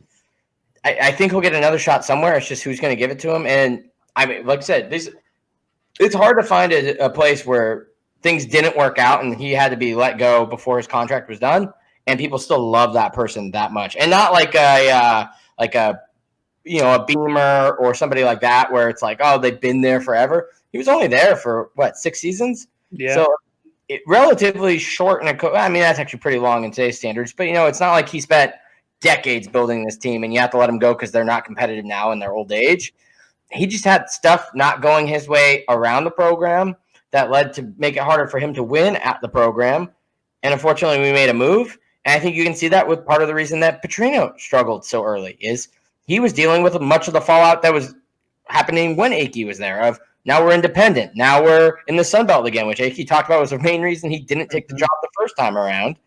And then you see that we start to get some stability. We're in the Sun Belt for the second or third year, I think, when we won the bowl game. Same thing with Akey. Third year, just boom, things take off. We win a bowl. I think stability shows, but now we're seeing it a little bit now, right? Everything started to crumble. We lost the Sun Belt Conference. We're in the Big Sky. Akey even said it. We should have won the first 2 years in the Big Sky. And this guy grew up playing in the Big Sky, and he can admit that a team coming from where we were, especially in the Sun Belt, probably should have competed better than we did. And I think it just goes to show that stability and concept of your program when you're going into kitchens. And Petrino touched on this when we talked to him at Media Days. It's like he was saying the second year around is easy because we're like, no, this is where we are and we're here. Where before it's like, well, how much do you care if you're dropping? It's like now there's no more of that conversation. We've dropped. We can just sell on. We're here. And I think we all are big believers that you're going to see a turning of the tide in the next I definitely think 2 years from now, I think we're a serious contender for possibly a Big Sky championship, if not a playoff spot. Next year, I think we have a chance. I think it's just we had to get the stability back in the program. This will be our third year in the Big Sky, and I don't know how it shows. This third year is a good year for some stuff. So maybe this is the year. Maybe we're the Sac State this year. Who knows? And real quick, kind of on that point about Petrino, everything that went wrong for Akey, I think now people need to look at the job that Paul has done and applaud that even more. The fact that he took a situation that had no stability, took a situation where he's independent, then did the Sun Belt for only a 4-year contract, won a bowl game, won Coach of the Year, came within a couple plays of going to another bowl game the year after that, after being told we are dropping. I think, sometimes people need to appreciate what Paul did, what Petrino did in those years, and how tough the job that Idaho actually is and was. Yeah. But, I mean, it was great to have Coach Akey on. I mean, I loved it. You're going to love it. So make sure you tune in on Thursday to see it because it was great.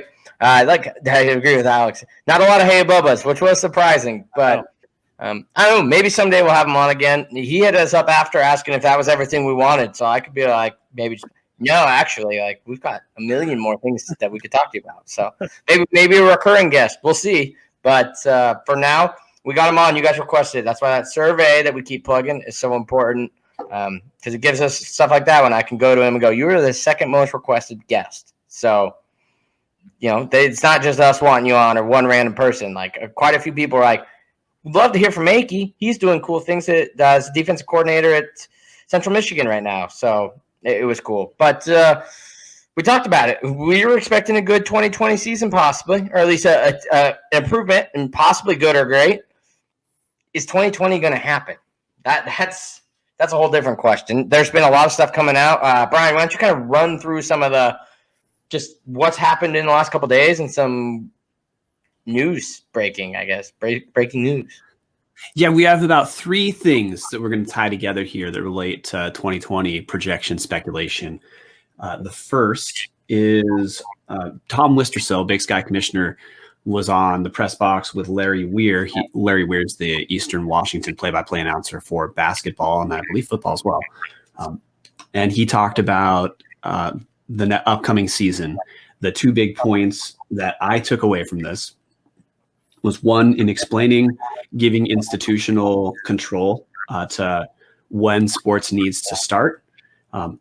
What Commissioner Wistrcill said is this year, fairness has to go out the window about uniform start, uniform practices, because there is no way for the 8 states the Big Sky's in to come to any sort of reasonable point that every team could start at. So in his mind, it's just a different year. We want the season. That's the big question. So if people were thinking, okay, will spring ball be kind of uniform school to school? The answer is probably no, not at all. It's probably going to be much different in Montana than California. Relating to that, the commissioner also said he believes if we cannot have fans in the game, live at the game, he does not believe we should be playing, or that would be his opinion, is he doesn't believe we should have the season. Now that wasn't like a binding statement, but it is interesting to hear decision makers do have that differentiation for the FCS.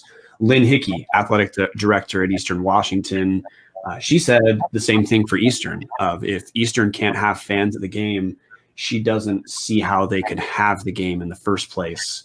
And last point to tie in, I had an exchange with Chris Sylvester. He's an announcer for Cal Poly, and he told me that at this point, even though the CSU schools have said for the most part they're not going to have people come on campus in the fall, Chris Sylvester said the team and the school is preparing as though they will have fall sports this coming season, all of which is a little bit counter to what we all thought, or we believe we heard last week.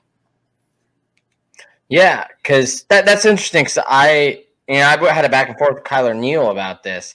That I was thinking, because of the NCAA's talk that if there's no students on campus, then we can't have sports. Like you can't have students and not have you can't have students, but then require student athletes to be there. But it sounds like that's not necessarily a pour down rule. That's more of like a suggestion at the time being. So there is the chance that the California schools could play, it sounds like. And I think everything Tom Wistrcill said is, yeah, there's a chance that there isn't going to be some competitive fairness this year. And there are going to be states that open up sooner, and it's just the way this year is going to be. But it's better, and I kind of agree with this, and it's better to have football than not push stuff back for certain states, then never open up, and then you have this whole other can of worms of we're not doing football till we just skip a 2020 season. And how's that work with eligibility? And I mean, it sucks, but I mean, Akey said it almost for the sanity of the American culture, even if it's no fans at this point, which is crazy to think. Because back in the day, I didn't think they were even going to cancel anything. I was with LeBron. I'm like, there's no fans. That's just not going to happen. I remember when the Dragons and the XFL team in Seattle here and the Sounders, and the governor came out and said, there's a chance we might cancel all sporting events. It's yeah, that's last ditch effort. That's not happening. You know how much people would riot at the Sounders season after winning MLS Cup? 2 games in, you're going to tell them they can't play anymore? Yeah, right. Or the XFL, this hot team that's pulling 40,000 people and was leading the entire league in attendance, like, good luck. Like, how's that going to work with FS1? Like, there's a reason they picked Seattle. And sure enough, both MLS season postponed till like June 15th, and the XFL, as we know, folded. So it's also crazy. But one thing I saw Wichita say too is about the floating schedules, which is like, you might, if California's not open, maybe you sacrifice playing a California school. So like with the non-conference games gone, it's like you could move some stuff. And so like if it's hard to make it to Montana State when you would, like if you're California right now and you have an opening, you would go play Montana and Montana State, and then Idaho would go play like the other, like, and trying to do it that way where there's almost not a set schedule, but you have your set home games, which, I mean, I'm just glad to see they're brainstorming because I haven't seen much from the Pac-12. I mean, Alex, you might be able to enlighten us more on this, but I actually feel like the Big Sky is doing a lot to try to like figure this out compared to some of the major conferences. Yeah, it's kind of interesting. Things are going to get decided on a state level, and it's just super weird. You know, Idaho, and I don't care which way you lean, red, blue, left or right, it's going to be on political lines in terms of how states reopen. I think you see a lot more red states open faster compared to a lot of blue states. You might see California not open until September, or Washington might not open until July 1 in their second phase inside Seattle. You know, and so I think where's Idaho and states that the Big Sky, Montana, for another example, will open sooner. And also that's the number of cases, but also just the way their leaders, you know, view of importance. You know, the Pac-12 is in a really weird spot, extremely weird spot. Their universities consist of in Washington, Oregon, California, Arizona, Colorado, Utah. I could see a scenario where all the California schools don't play football, all of the Oregon schools don't play football, and the Washington schools don't play football. Mm-hmm. So what happened? But let's say Arizona State and Arizona play football, they're going to be in a spot. Same with Colorado and Utah. They might be able to play football. You know, I'm hearing things in terms of they might play in the spring. Everything might get moved to the spring because right now we're talking about no students on campus in the fall. How can you have, you know, fans in the state of California at this point in the fall seem that's going to be a non-existent thing? I don't see fans entering the stands in USC this year or LA Rams games, things like that. But fans can pack the dome potentially just because of where we're at and how things develop there. You know, I think I've also heard things such as hardship waivers. Let's say the state of Washington says, all right, we can't have any fans at sporting events, so Eastern decides not to play football. I've heard situations where the NCAA will then allow every student at a school that does not play a season to have an immediate transfer with immediate eligibility. So all of a sudden you can see a bunch of kids from California, Oregon, Washington schools just transfer out, and that talent market's going to be open up, and it's going to be a really weird situation. That would be insane. Yeah. Like, how's that affect, especially because, I mean, like you said, it's more of a West Coast, because it affects the Northeast a lot, which, I mean, yes, in the FCS level, that's a bigger deal than it is in the FBS level, like Rutgers and Maryland and Syracuse. Like, but, yeah, in the SCS level, we have quite a few. We have a whole conference up there. But USC, like, where are those players going to go? They're not coming to the FCS level. Like, they're probably not coming to the Big Sky. They probably go to, like, Oregon or UW, but those schools Oregon and UW can't play. Yeah, so I've heard from the Northern Colorado, Aaron Rath, their side-by-side guy, that apparently Colorado's following suit with Oregon, California. So now the Colorado schools are probably following the same suit, so they're out. So you're looking at Utah, the Arizona schools. Where you're going to go to, like UT, Alabama, Clemson, like you're going to go to the SEC country. So you're going to have like a max exodus of talent from the West Coast. And if you're a player at SC, like for good or for bad, you have NFL aspirations, and that's probably your goal. Now, if you're going to school at Cal Poly, you're probably more focused on going to school for free and getting a degree from a really good institution. But if you're at USC, you're thinking you're going to the pros, and so you're not going to sit out a year. You're probably going to transfer. And I just think, man, it's just the repercussions of this is going to be felt, I think, for years. I mean, they've talked about how we always thought the conference realignment was going to happen because of TV money. Conference realignment, might start happening just to become, what, in my opinion, what it should be, more regionalized again. And you're playing teams in your region. Well, I remember at this point is football for the most part at the Division I level, FCS, FBS. We fly private charter. You get direct on the plane. You deal with very few people besides people in your program. Every Olympic sport in the fall, soccer, volleyball, cross country, they all fly commercial. Mm-hmm. How are you going to tell a volleyball player at the University of Idaho who's like, I don't want to go? You know what I mean? How are you going to tell someone like that on a commercial flight in August, in September? Come on, let's go through let's go through 3 airports and get around, thousands of people. How are you going to tell them that? So it's going to be a weird student athlete power structure that you never would have seen before. And that's the whole thought of California. San Jose State's AD said they're planning on having a football season, and this is the reason I don't see California having a football season. Any CSU school to having a season. That's San Diego State, San Jose State, Fresno State, Cal Poly, Sac State. How can you tell a student athlete you have to be on campus when every other student does not have to be? How can you tell them you have to be here? You can't. And I think you're going to see student athletes come out with more power than ever before, even with the whole name, image, likeness thing. Yeah. No, I agree.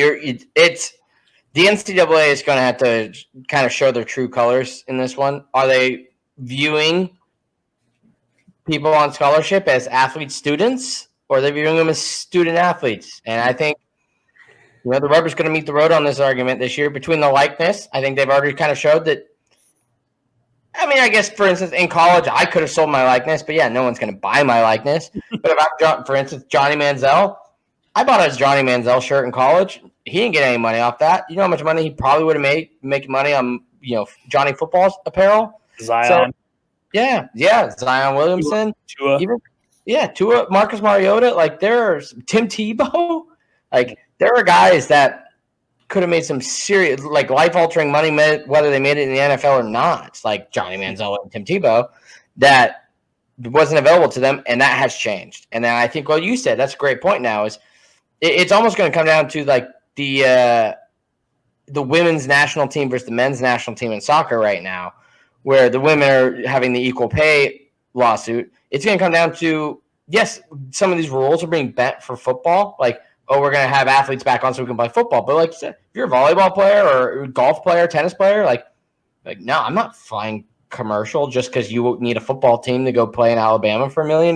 Like, I'm not flying to, like, I think Hanford's in the Big Sky for golf. Like, if you're a U of I men's golf player, like, are you going to fly to Hanford on a commercial airline right now, right into the heart of the Northeast? Like, I don't know. I think you're going to have to show, like you said, I think athletes are going to have to start to show, like, we're not your normal students. And you got to start either treating us like that or treat us as students. And if students aren't back, we're not back. It's going to be interesting.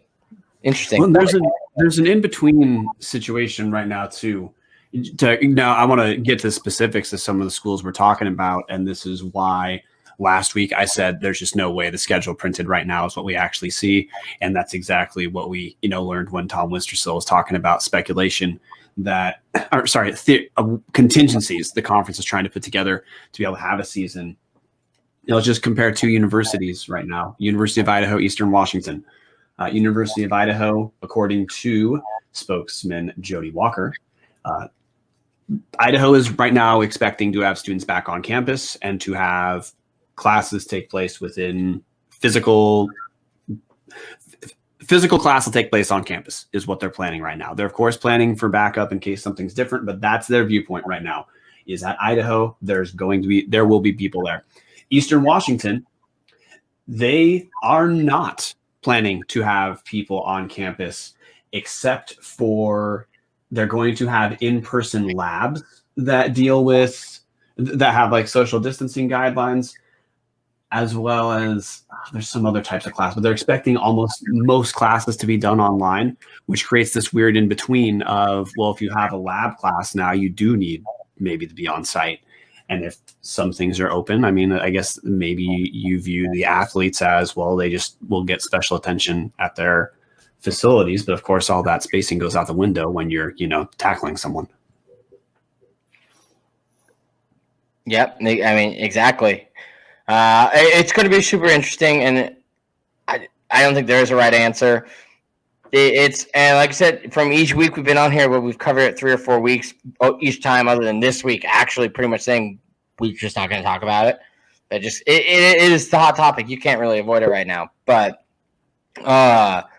it changes every week. From what we said 4 weeks ago is totally different than what we're saying today. What we're saying today is going to be different than what we're saying 4 weeks ago, or 4 weeks from now. So, any closing points on this? Or I know we have a rumors by Alex segment coming up. I don't know if we touched on some of your rumors, Alex, or if you have some. We didn't uncover all the rumors. Yeah, definitely.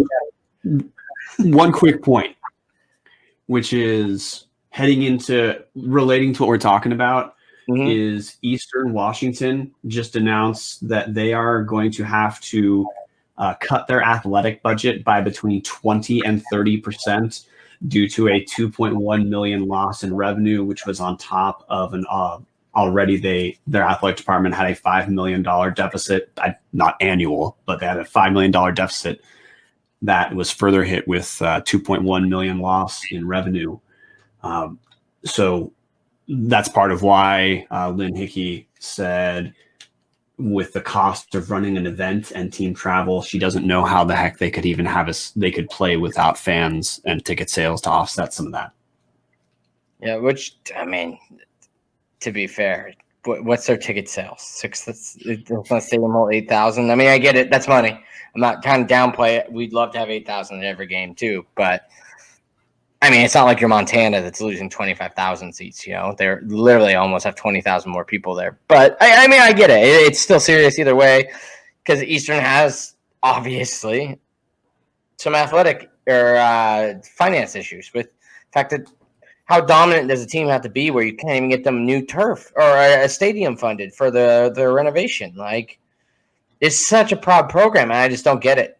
I get that there isn't necessarily the deep-rooted history like at Idaho, where it goes back, a century. Like, they don't have NFL Hall of Famers. They have a guy like Mike Iapati now in Cooper Kupp, but I guess they just haven't had the rich history. But yeah, I just find it so odd that their entire stadium renovation, I could be wrong on this, I don't have it pulled up in front of me, is about the same price as the ICCU arena.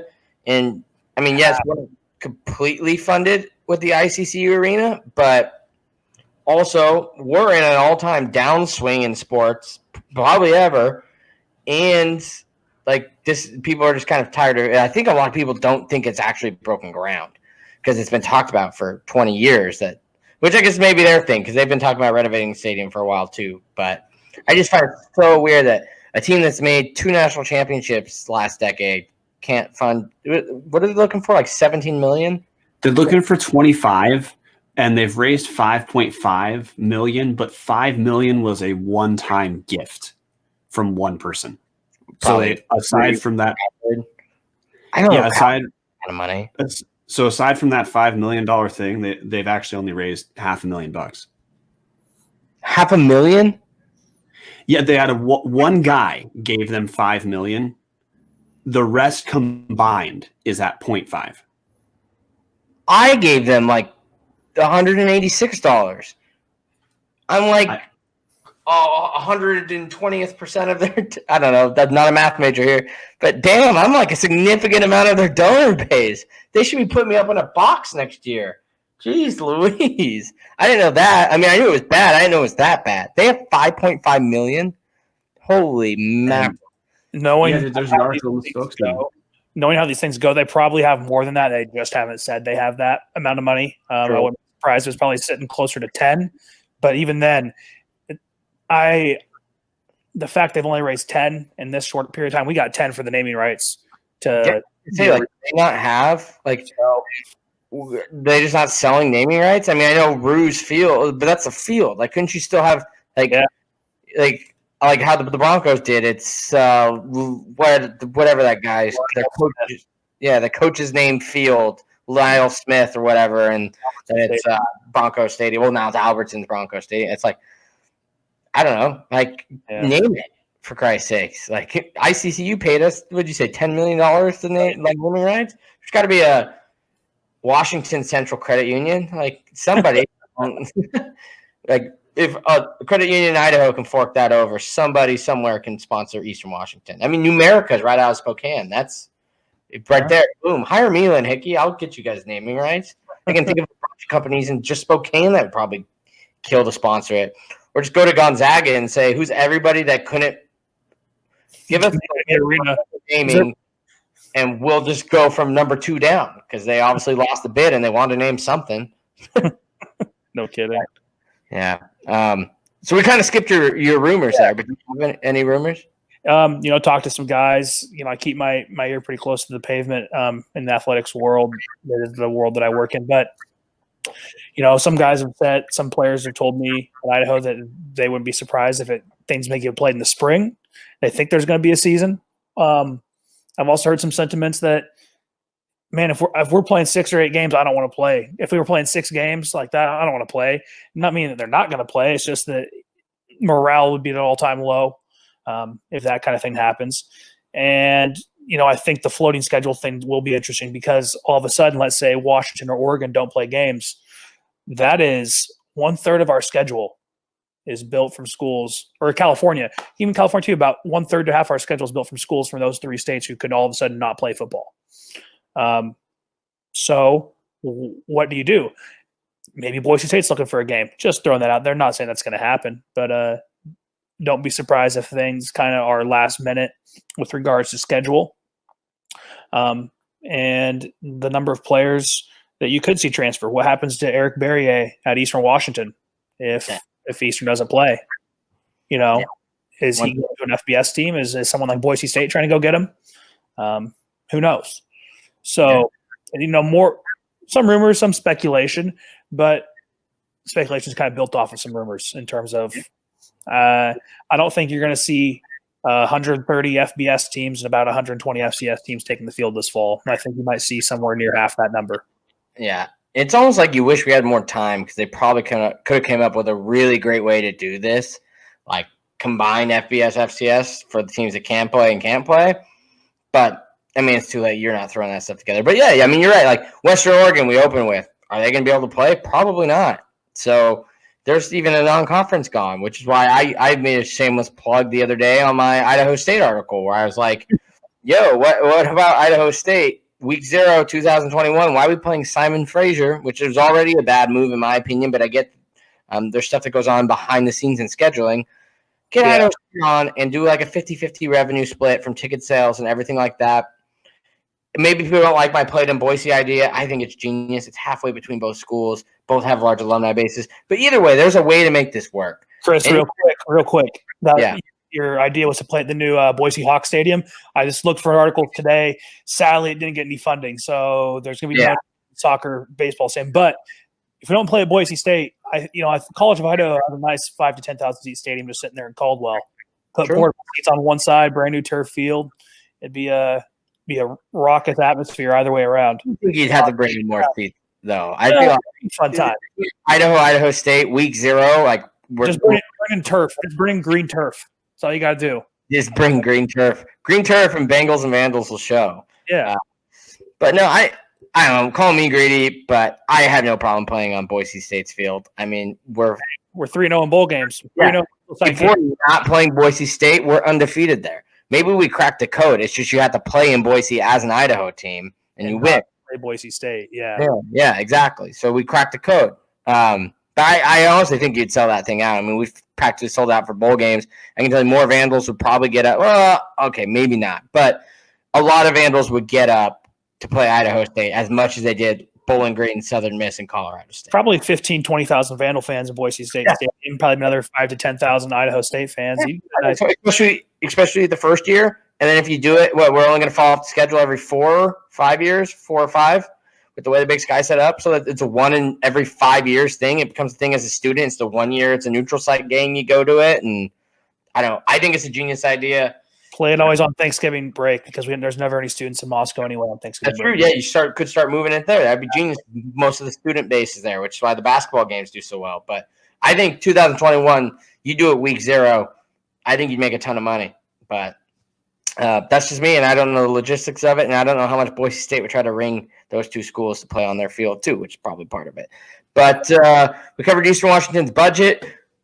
Speaking of raising money, you can buy the good old silver jerseys and the white 150 Big Sky jerseys from the Vandal Scholarship Fund right now to raise money for the VSF because we have new, I think it's just away jerseys coming in this year. I know some people have showed blacks and whites, but the fact that they're selling the whites and the grays and not the blacks, plus we just got new blacks last year, I think people should be more focused. It's going to be an away jersey, in my opinion.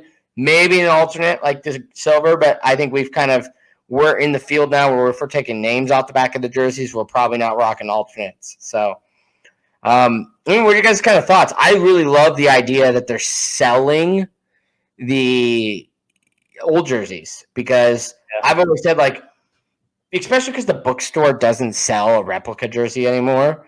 I've always been I would love to rock a jersey. Now don't play football, obviously. I'm 5'5", but I'm not sure I'm going to fit in a form-fitted, meant for pads jersey. But just having one will be nice, I guess, because I've got my ratty old. I think it was a Ryan Bass, or that running back was that we got from Arizona State. Was the last replica jersey they made.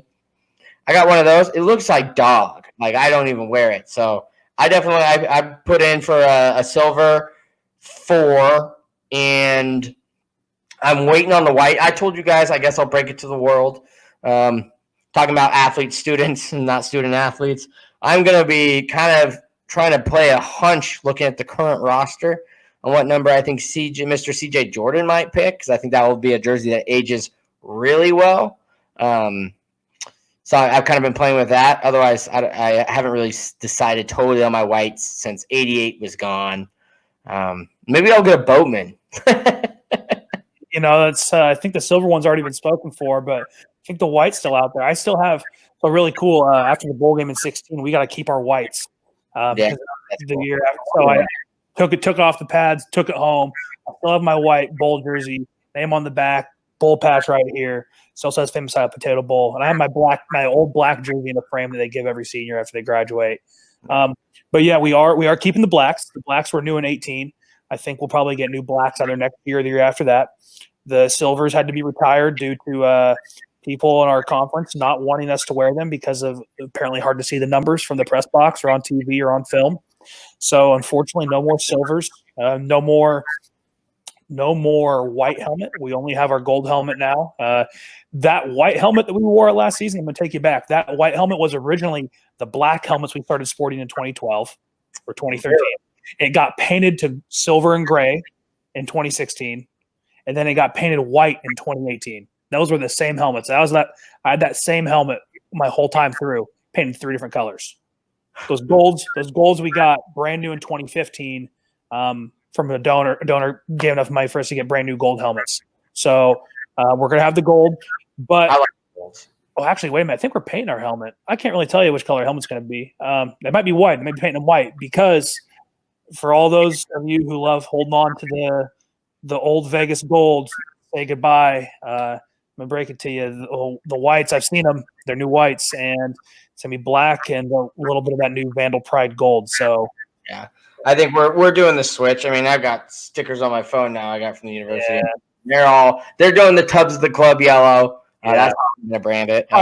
Pride gold. Yeah, Pride gold. Yeah. Gold. It's not yellow. We're not. It's not it peed in snow. It is Pride gold. Even though it looks like yellow. But I love the gold helmets with the script. Well, I guess your opinion as a player, I mean, I'm sure as a player you don't care, but now as a fan growing up, then as a player, and now, what are kind of some of your favorite jersey combos we've had? Because I've always said I actually love the gold helmet with the script. That is like my favorite staple Vandal look. But then I would love to see some Grumpy Joe incorporated maybe once a year, like homecoming. We throw on Grumpy Joe. So I've grown up with A lot of different Vandal jerseys. I have my favorites. I actually watched the 1998 highlight DVD from the team 2 days ago. I have it. Chris, if you need it, let me know. We live like down the street from each other. It's on the club's YouTube channel. there you go. Oh, I didn't upload it. It wasn't me, but it's on the interwebs. But Idaho was always kind of bland for a few years there. When I showed up, we had black helmets, black and white jerseys, gold and black pants. That's all we had. Thought it could have been a lot cooler. My favorites, I love the all silvers.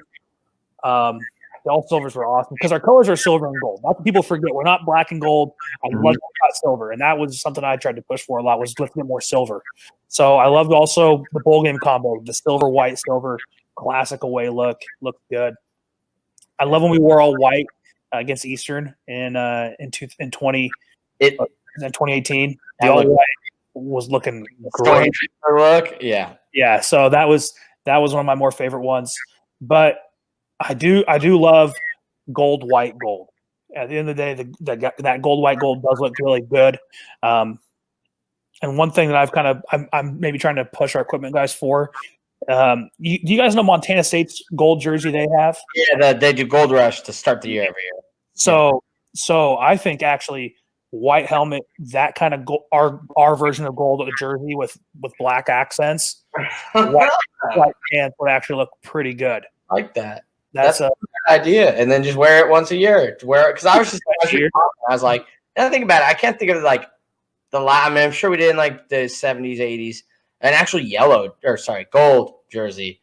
We did. John Yarno, back when John Yarno played, it used to be silver, gold, silver. You go look at highlights for that. So I'm working on an article right now about the helmets. So I found a helmet project website, and I was trying to get pictures of every helmet. And so the library has a bunch of archives, and I was trying to screenshot, but man, video cameras back in the day were not very. We went kind of crazy with our uniform combos in that 2016, 17, 18 year. Which was fun. A lot of non-traditional looks. Wore gold, black, silver, black, silver, white, black, white. That was one I liked too, was white, black, white. What else did we wear? We wore like gold, silver, silver. And we almost had something different every weekend, which made it fun as a player. Like, oh, what are we wearing this weekend? What are we wearing? It's a recruiting piece. And I actually read a good article from Forbes about how Georgia kind of used to wear the black jersey, but not as much as they used to. But now because of name, image, likeness, you're going to start seeing more alternate uniforms in the world because it gives schools and players opportunities to have their names put on jerseys and their jerseys sold more. That is smart because now you're having it like I know there's like it's slightly different. Bulls, Last Dance. There's a Jordan jersey where one year Jordan for 6 games wore 43, and I know that's like 45, and that's like a super rare jersey to get. And you kind of create that. It's like they wore black once in 2 years, and I got Aaron Murray or I guess Jake Fromm, their jersey, or Jacob Eason, like something like that, where it becomes kind of like a cult classic-y thing. So that is cool. But thoughts on script, or do you prefer the block? Grumpy Joe's my favorite. I remember when we used to wear Grumpy Joe a few times. Love the script, but then I love Grumpy Joe. We tried to do a cool thing where we would go Idaho on the road and then script Vandals at home in the last couple of years. That's what our equipment guys tried to do. And I kind of like that. Kind of like a baseball type thing where you kind of wear nickname on the front and then city name when you're on the road. I'm not a huge fan of the block Idaho, but I do think I think personally it looked better on the whites and the silver helmets. Not as good. The gold looks really good with the Vandal, in my opinion. It does. And then I noticed on the gray, it was either grays or the whites. I think it was the whites. They had the Vandals in a gray, as I'm writing this article. They have it in a gray font once, and then they have it in a gold font and a white font. So they up the Vandals. And that's stuff like I didn't notice at the time, but now I'm looking at it, I'm like, that was cool. And like when I'm trying to put pictures of it now, I'm like I think the silver on the white looked really cool, and so I'm starting to notice that more. But when you're poor as a university and you can't do too many alternate uniforms, you can change up things like font and script because those have to be replaced all the time because that much helmets beatings helmet takes. So it's a little cheap way to kind of give yourself a little flair. Yeah. So, what's your opinion on the? I have the flare. I like the Oregon Duck thing because I think originally it's like how Joe Vandal's helmet is. You know, he's got the wings. That'd be cool. If anything, the lacrosse team rocks it. If you actually rock the wing jersey and made our helmets look like Joe Vandal's helmet, I think that'd be pretty tight. I do too. I think that'd be pretty cool. You know, it'd be tough to see it in the new Pride Gold. I don't know how that would look. Yeah, sure.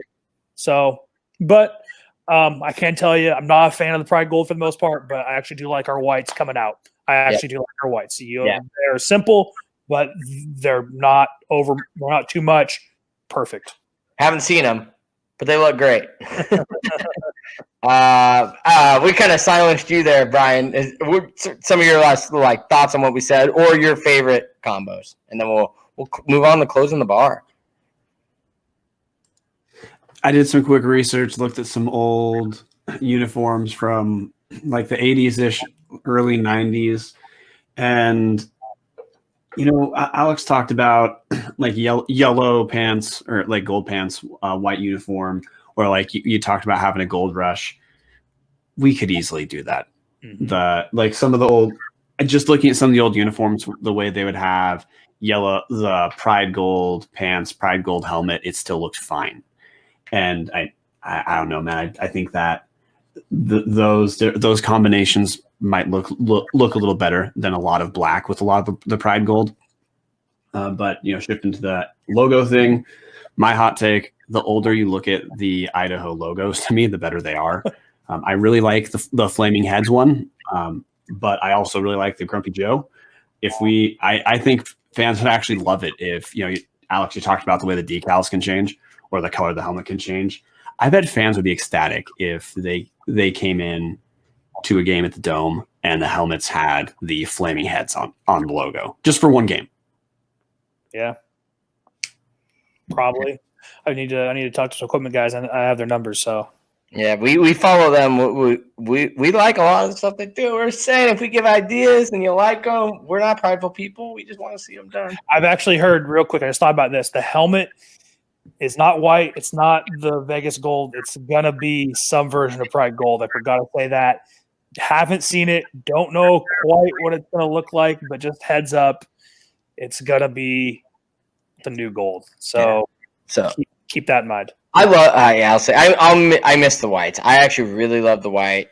Yeah, and I think so. I guess I want to talk to you guys real quick. We'll go around because obviously they've not made this one a surprise. Like, I wasn't going to talk about it until now they're announcing they're getting new jerseys. So I feel like we're free to talk about it a little bit. But what were some of your favorite surprises? I mean, I know, Alex, you were on the team, so maybe you weren't as surprised by some of the stuff. But like, for instance, I know me. I specifically remember Dad's weekend when we came out with the black pants. And we actually finally had the all-black look to that black helmet with the gold sparkles that nobody knew had gold sparkles, which was just something that Oregon was testing. And then apparently it looked so bad on us, they decided they weren't going to do it, but I still love it. I remember them coming out with those pants, and I don't even remember who we were playing. I just remember going like, oh, my God. You know, I'm with my girlfriend at the time at this game and her dad. Third or fourth time meeting him, first time at a football game, and I'm just like going nuts about how cool I thought we looked in these black pants. And I'm just having a blast about it. I'm like, we look so good. We look so intimidating. Like, I bet you we win this game. I'm going to log onto my bookie right now, and I'm going to put some money down. Like, we're going to win this game. Like, we look so fierce. And then first thing her dad says, it's the same pants that Baylor and Cal wear. And I'm like, oh, crap, it is. And they're both Bears. Well, yeah, why the heck do we have, Bear pants? Nike templates, man. But I will say, I was like, when they came out, I was like jumping up and down, holding them out. Whoa, they look so freaking intimidating. So I don't know if there's any moments like that from you guys where you were like surprised by something, like the Montana people when they came out in those coppers. They talk about that all the time. Nobody knew. They kept that very well under wraps, and that fan base still talks about it. Brian, any moments? Guess not. I'm less great on answering this kind of question because when I first was a Vandal fan, to put it mildly, I was, let's just say, not quite that aware of a lot of the stuff in front of me. But I know that a few. Okay, Chris. Sorry, I gotta stop this real quick. I just found this website that you will love, Chris. It's called Behance, BEHANCE.net. That is my article. Okay, I'm gonna stop stepping on this. So never mind. From Toby Garner. Yeah, it has some uniform rebrands that look great. That is the hinge point of the article, and I have his okay to use all his stuff. So, but yes, that is what got me on this subject. So good finding. But yes, now you see the wings that I'm talking about. Aren't those sick? Yeah, and for listeners, they don't look like wings the way you would think of like with the ducks. No, like you can tell this wing is supposed to have like more of a militaristic look. Yeah, it's Joe Vandal's wing. Chris kind of touched on that question. Surprises for me, it was Boise State in was it 09 or was it 07? And we came out and we only had the block eye on the helmet. Yeah, and that has only been worn one time actually. Yeah, that was 09, I think, against Boise. Yeah. In Boise. Because there's a good picture, I only know because of the article, where Deion Jackson's doing like a high step into the end zone with it. It is. But that block eye was a surprise. For me, when we got the gold helmets in 2015, we didn't get them until our last game of the year against Texas State. So they came in, Coach P told us what was going on. And that was a nice surprise. Or even just seeing when we had the team reveal first time with the new gray uniforms. We could mix and match, and we're getting a gray helmet, and we have a gold helmet, and all our mix match things we can do. That was probably for me the big surprise. A little bit more in-house stuff, but still. They did like a fashion show at. It was at Idaho, right? Yeah, we had to go to that. It was in the where was Martin the Square? Yeah.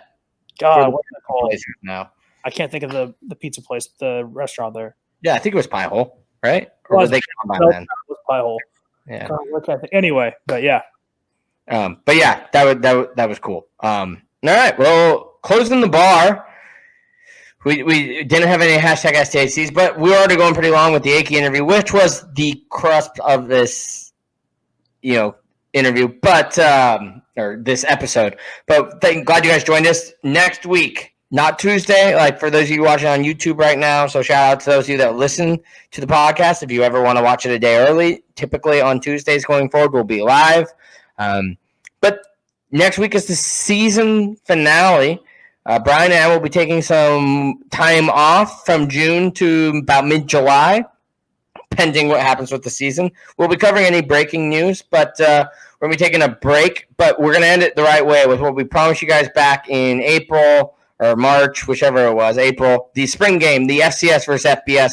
Confirmed guests, Alex Boatman is going to be there. I know we've got rumors that AJ Wooden might be joining us. Buck Cowan will be on. He is confirmed. We had the Black and Gold podcast from Appalachian State confirmed. We have Crimson Crazy for New Mexico State confirmed. We're very, very close to confirming a time and or way to get a Coastal Carolina fan on. So we've been putting in some work. It's going to be live for those of you that watch the YouTube show. For those of you that don't, no better time than go to youtube.com/Subs@the-Club and subscribe, because we have it scheduled where people are going to be coming in, upgrade our technology to hopefully blow it off without a hitch. If that is not a possibility for you, it will still be available, just probably not on Thursday, because if we usually do these Tuesdays, it takes me 2 days to edit everything like that. Expect it like Saturday, maybe Sunday. But if you want to watch it live, which we're hoping for because we want people to interact, we're going to have people on. They're going to talk their points, FBS versus FCS. Obviously, we have people that are New Mexico State, which went the opposite route from us after being booted from the Sun Belt. You have App State, which left the FCS into seeding, or sub-seeding. You have Coastal Carolina, which left the FCS as a power and is now faltering. So we're trying to get every point of view, including former players. We're trying to, if any of you are interested, I know I'm thinking about reaching out to a couple boosters. We just want opinions. So make sure you can comment below. We'll broach topics, but we're going to have people on about 5-10 minutes. Then we'll kind of all rehash what they said and have our own little kind of discussion. It's less of a debate, more of an airing of grievances, which we said. But we want you guys to be a part of it. Also, make sure you follow the Tubs of the Club survey. It's pinned on the top of our Twitter. We will probably post on all Vandals for some of you that don't use Twitter. But we want to hear from you guys that listen to the podcast. What we could do better. Obviously, Akey was a suggestion on people you want to hear. So we have stuff like that.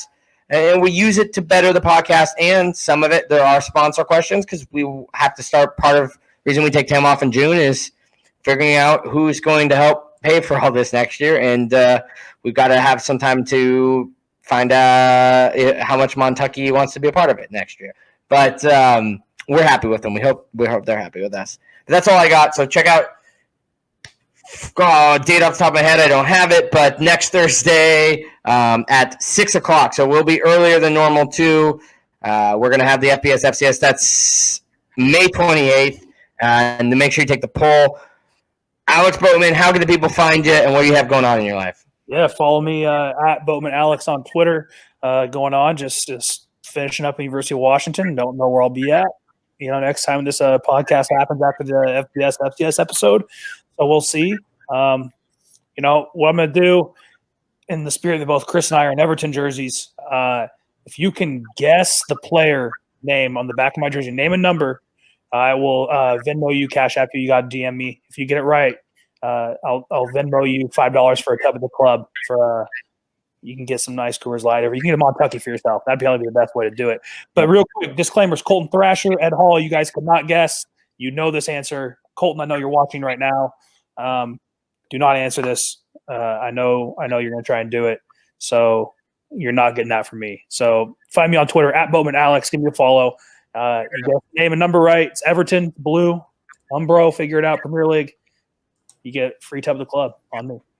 They've done nothing better than a tub at the club, other than if they filled it with Montucky. But Brian Marceau, how can the people find you, and what do you have going on in your life? Find me at Brian Marceau on Twitter. That's MARCEAU. And at this point, man, I'm just stoked to close the season down, get the airing of grievances taken care of, and do just like Robb Akey said on our interview. We got to own it where we're at.